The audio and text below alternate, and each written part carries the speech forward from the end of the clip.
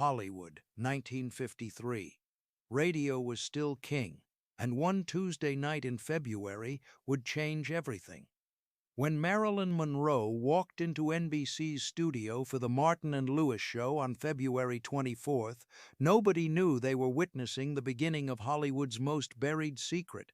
The archive recordings capture something the audience couldn't see. The way Jerry Lewis's voice shifted when she entered the room, the too long pause before Dean Martin introduced her, the laughter that lasted 3 seconds longer than it should have. Studio executives listening from the control booth noticed it immediately. There was electricity in that room, the kind that couldn't be faked, couldn't be scripted, and definitely couldn't be allowed to continue.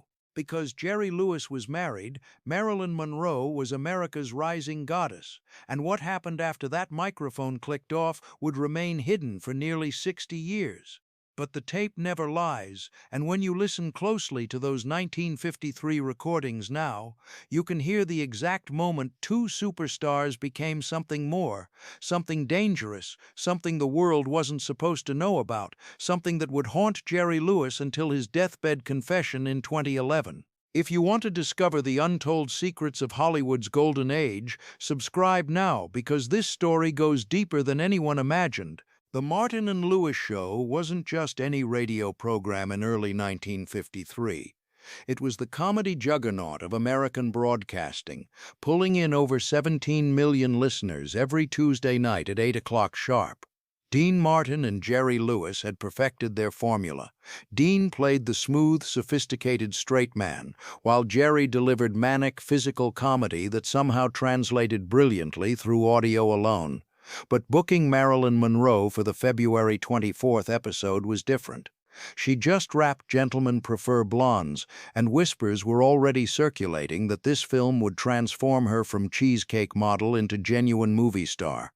The studio brass at 20th Century Fox were nervous about the radio appearance because Marilyn had a reputation for being unpredictable on live broadcasts, for saying things that made executives reach for their ulcer medication, for being too real in a town that traded in manufactured perfection.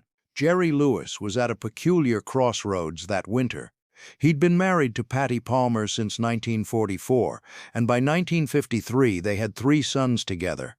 To the outside world, they were the perfect Hollywood family. But people close to Jerry knew the marriage had developed cracks. He was working 18-hour days, and Patty was home with the children, growing increasingly resentful. Jerry had become someone who needed constant validation, who fed off attention and applause the way other men needed food and water. He was vulnerable in ways he didn't fully understand, searching for something he couldn't quite name, and on February 24, 1953, that something walked into Studio B, wearing a black dress and a smile that made grown men forget their own names. When Marilyn arrived at the studio that evening, witnesses in the lobby remembered how she seemed different from her screen persona, quieter, more observant, taking in every detail with an intelligence that her breathy voice and wiggling walk were designed to obscure. She wore a black cocktail dress instead of the usual pink or white that studios pushed on her.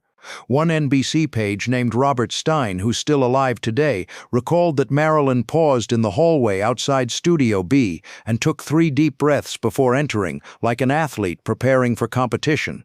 She knew this appearance mattered, knew that radio forced her to rely purely on voice and wit without the visual elements that had made her famous. Inside Studio B, Jerry Lewis was in the middle of his pre-show routine, vocal warm-ups and physical exercises that helped him channel the manic energy his audience expected. Dean Martin sat in a corner smoking a cigarette, the picture of relaxed confidence, but Jerry couldn't sit still. He never could before a broadcast.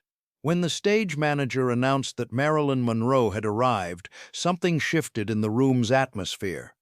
The orchestra members straightened in their chairs, audience members who'd been chatting fell silent, and Jerry Lewis, the man who never stopped moving, stood completely still and turned toward the door. The footage doesn't exist. This was radio after all, but audio from the studio's monitor system captured the moment, and more than 24 witnesses later described what they saw.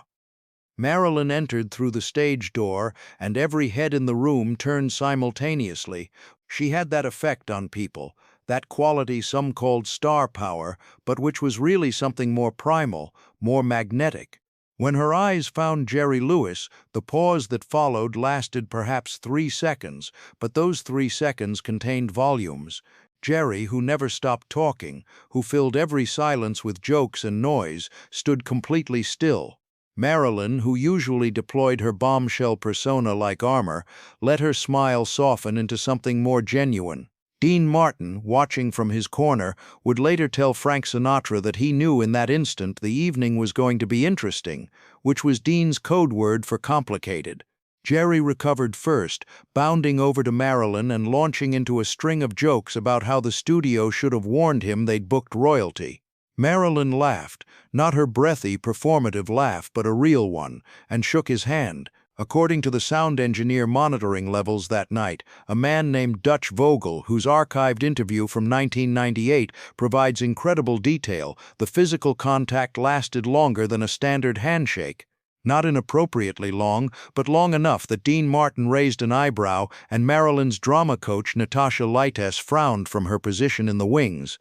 Then came the rehearsal, and witnesses said it felt different than usual. Jerry and Marilyn's exchanges sparked with energy that couldn't be manufactured, their timing clicking into place as if they'd been performing together for years. When Marilyn delivered a scripted joke, Jerry's laugh was real. When Jerry improvised, Marilyn matched him beat for beat, proving she had comedy instincts that her dramatic coaches tried to suppress. The red on-air light blazed to life at exactly 8 o'clock, and Dean Martin's smooth voice filled Studio B and radiated across the continent.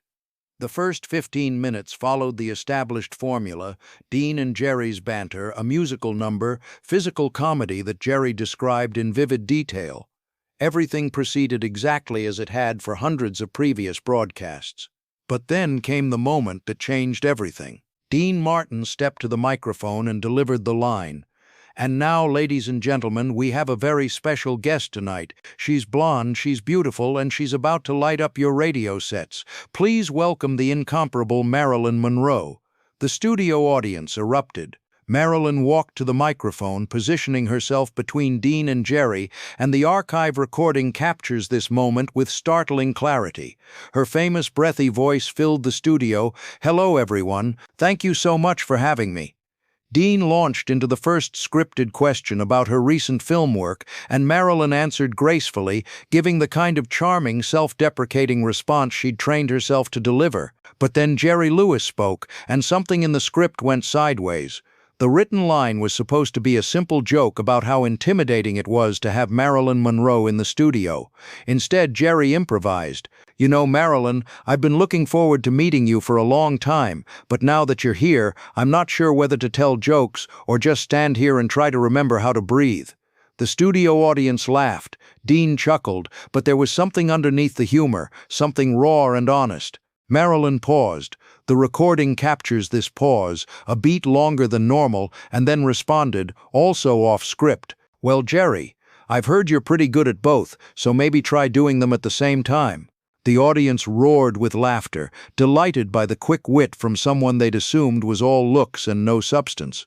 Dean Martin tried to steer the conversation back to the scripted material, but the damage, or perhaps the magic, had already been done. Radio broadcasts in 1953 were punctuated by commercial breaks, and these breaks provided brief respites where performers could catch their breath.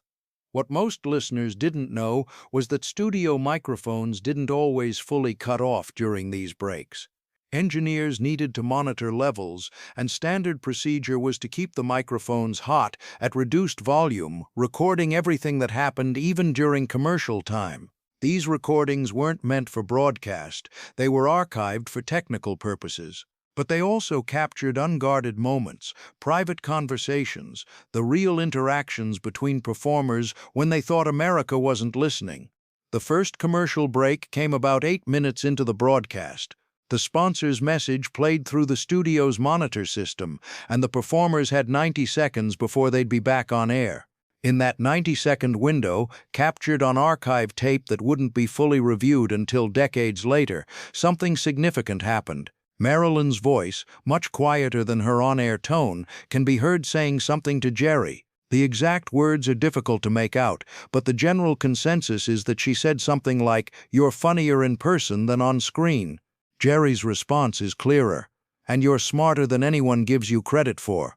This exchange, brief as it was, contained multitudes. It suggested mutual recognition, two performers acknowledging the gap between public persona and private reality. Marilyn Monroe spent her entire career fighting against people who assumed her beauty meant she lacked intelligence.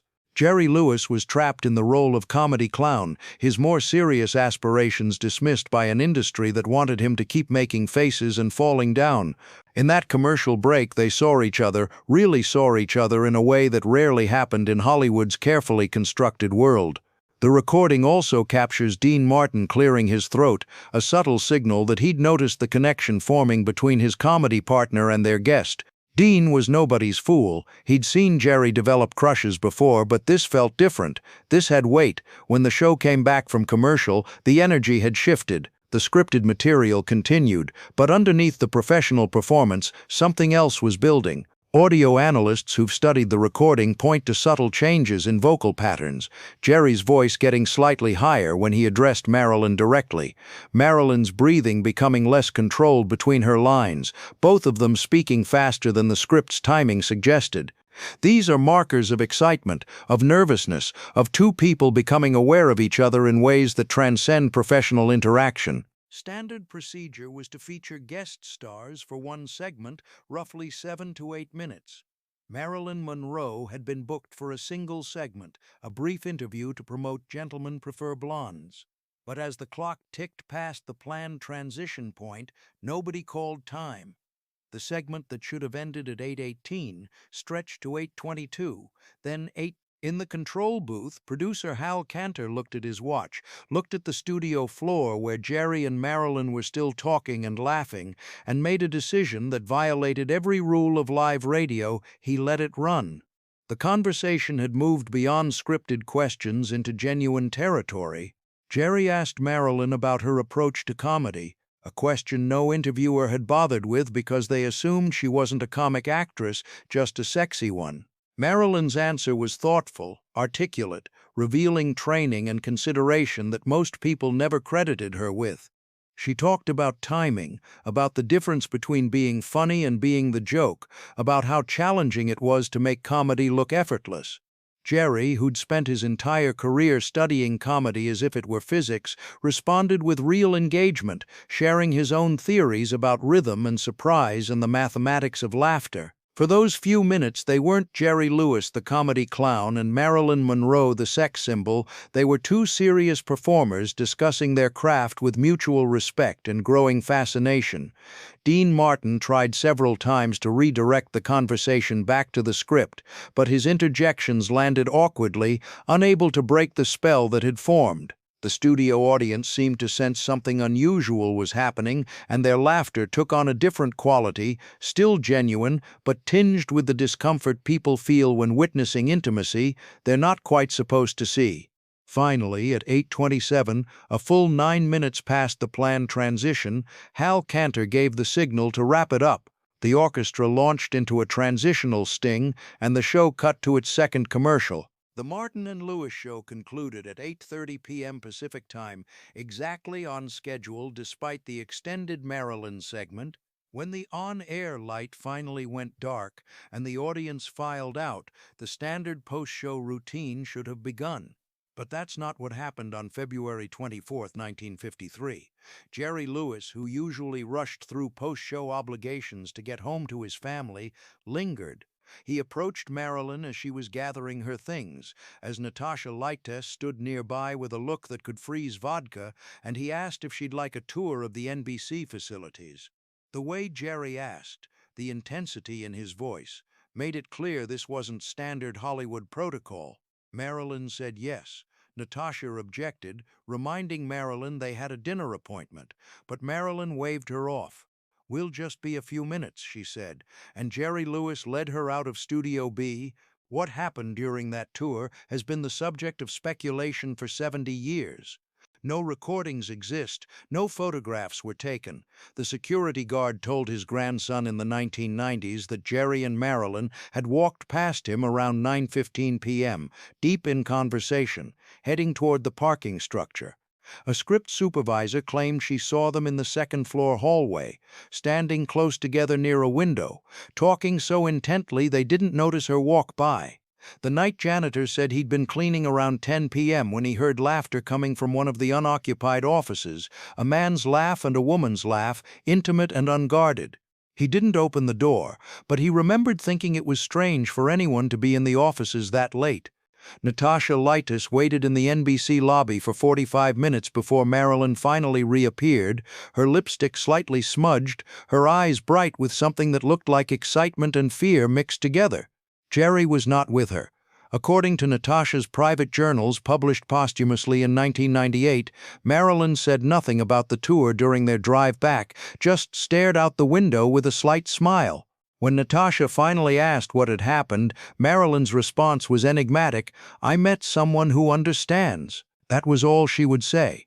Jerry Lewis arrived home around 11 p.m. that night, much later than usual. Patty Lewis asked where he'd been, and according to their son Gary Lewis, Jerry said he'd been dealing with script issues. It was a lie, and both of them knew it.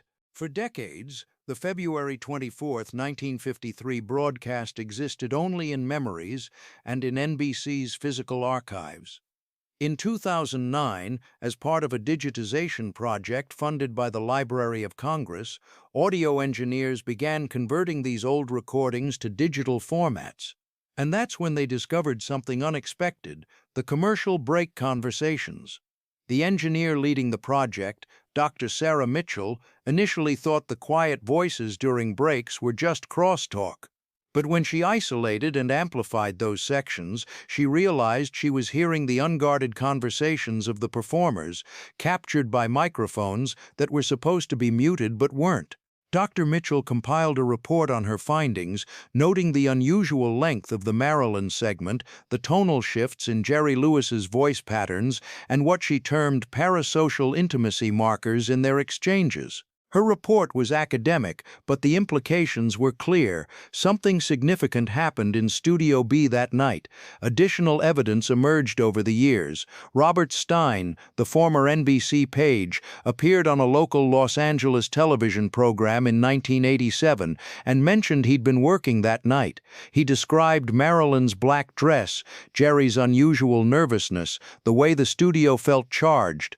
He also mentioned that after the broadcast, he'd been delivering script pages to the second floor and had passed an office with the door slightly ajar. Through the opening, he glimpsed Jerry Lewis and Marilyn Monroe sitting on a couch, no longer in performance mode, just talking quietly like old friends or something more. He'd continued walking, not wanting to interrupt, but the image had stayed with him for decades. Then there were the letters. After Jerry Lewis made his confession in 2011, collectors began examining materials from that era with fresh eyes. A private collector revealed he owned a letter from Marilyn to Lee Strasberg, dated March 1953, mentioning meeting someone who makes me laugh and who seems to see past all the nonsense to who I actually am. The letter didn't name Jerry Lewis, but the timing raised eyebrows. A Dean Martin biographer uncovered a diary entry from March 1953 where Dean had written, "Jerry's been distracted lately, like his mind is somewhere else. Hope it doesn't affect the work." These fragments painted a consistent picture. February 24, 1953 wasn't just another broadcast. Jerry Lewis was 85 years old when he sat down for that GQ interview, his body ravaged by decades of physical comedy, his mind still sharp, but his filter significantly degraded. The interview was supposed to focus on his career and legacy, but somehow the conversation turned to Marilyn Monroe. The interviewer asked about which Hollywood legends Jerry had most enjoyed working with. Jerry rattled off several names, then paused and said words that would create headlines around the world. "Marilyn, I had a mad affair with Marilyn Monroe." The interviewer, stunned, pressed for details. Jerry elaborated slightly, mentioning it happened in the early 1950s, that it was passionate but brief, that they'd both known it couldn't continue. And then he said something that tied directly back to February 24th, 1953. The confession detonated in entertainment media. Headlines screamed about the secret affair. Some outlets treated it as a joke. Jerry was famous for telling tall tales, but others took it seriously, pointing to Jerry's age and health, noting that men facing mortality often confessed truths they'd hidden for decades. Biographers and historians began digging through archives, and while nobody found a smoking gun, the circumstantial evidence was substantial. The February 24 radio show suddenly took on new significance as potentially the beginning of the relationship Jerry had finally acknowledged. One voice was notably absent from these revelations: Marilyn Monroe herself. She died in 1962, 49 years before Jerry's confession, and whatever her feelings about their relationship might have been, she'd taken them to her grave. This asymmetry troubled many people who'd studied Marilyn's life. She'd been controlled and defined by men throughout her career, and even in death, men were still telling stories about her, still claiming pieces of her life, and she had no ability to confirm or deny their accounts. Some advocates pointed to an interesting fact. In all her letters, diary entries, and interviews made public, she never mentioned Jerry Lewis romantically. She wrote about Joe DiMaggio, about Arthur Miller, about various other relationships. But Jerry Lewis's name doesn't appear in any romantic context in Marilyn's own words. This could mean the affair never happened, that Jerry was lying or misremembering. Or it could mean Marilyn was protecting the secret, keeping certain relationships private. Without her testimony, we're left with Jerry's confession and circumstantial evidence. What we do know is that Marilyn Monroe was profoundly lonely, despite being surrounded by people who claimed to love her. She sought connection, validation, understanding from partners who often failed to provide what she needed. If Jerry Lewis did offer her genuine intellectual engagement that night at NBC, if he did see past her bombshell persona to the smart, complex woman underneath, then it's entirely plausible she would have been attracted to him regardless of his marriage or professional complications. Marilyn made choices throughout her life that others judged harshly, pursuing whatever happiness or connection she could find. The idea that she might have started something with Jerry Lewis on February 24th, 1953, after a broadcast where they'd connected on a level that transcended professional courtesy, fits with what we know about how Marilyn approached relationships. In attempting to reconstruct what happened between Jerry Lewis and Marilyn Monroe, we're left with fragments. A radio broadcast where chemistry was undeniable, witness accounts of time spent alone after hours, Jerry's late-life confession, and the absence of Marilyn's voice in the conversation. We know they met on February 24th, 1953. We know the meeting affected both of them in ways that others observed. We know Jerry claimed a relationship existed. Beyond these facts, we're in the realm of interpretation and possibility. What we can say with certainty is that February 24th, 1953 mattered. It mattered to Jerry Lewis enough that he remembered the date 6 decades later. It mattered to people who were there, who felt something unusual in the studio that night. It mattered to Marilyn Monroe in ways we can only infer from her actions in the weeks that followed. And it matters now as we try to understand the human beings behind the myths, the real people who lived inside the spotlights and tried to find genuine connection despite the machinery of fame that ground against them constantly. Jerry Lewis and Marilyn Monroe were both prisoners of their images, him trapped in comedy, her trapped in sexuality, and perhaps what drew them together was recognizing that imprisonment in each other, seeing another person who understood what it meant to be loved by millions while being truly known by almost no one. The archive recording of that Martin and Lewis show broadcast still exists, preserved in the Library of Congress, available for anyone who wants to hear it. You can listen to Marilyn's voice as she banters with Jerry, can hear the laughter and the pauses and the moments where something unscripted sparks between them. You can hear Dean Martin trying to steer the conversation, can hear the studio audience responding to what they think is brilliant comedy when it might have been something more genuine. You can hear the 90-second commercial breaks where the microphones stayed hot and captured whispered conversations that nobody was supposed to remember. The recording is evidence, but evidence of what exactly remains open to interpretation. We'll never know with absolute certainty. Marilyn Monroe is dead. Jerry Lewis is dead. Dean Martin is dead. The witnesses are gone. The physical evidence is minimal. The documentary record incomplete. But the story persists because it touches something fundamentally human, the desire for connection, the willingness to risk everything for moments of genuine understanding, the way two people can meet and know immediately that something significant is happening, even if that something is forbidden or impossible or destined to end badly. February 24, 1953, was just another Tuesday night for most of America. People listened to their radio show, laughed at the jokes, then went to bed. But for Jerry Lewis and Marilyn Monroe, it may have been the night when everything changed, when possibility opened up before them like a door they'd never noticed, when they stepped through together into territory that would remain hidden for decades, but would never quite be forgotten. The recording still plays, the laughter still echoes, and somewhere in those sounds, preserved forever in archive format, is the truth about what happened when Marilyn Monroe walked into Studio B and met Jerry Lewis for the first time.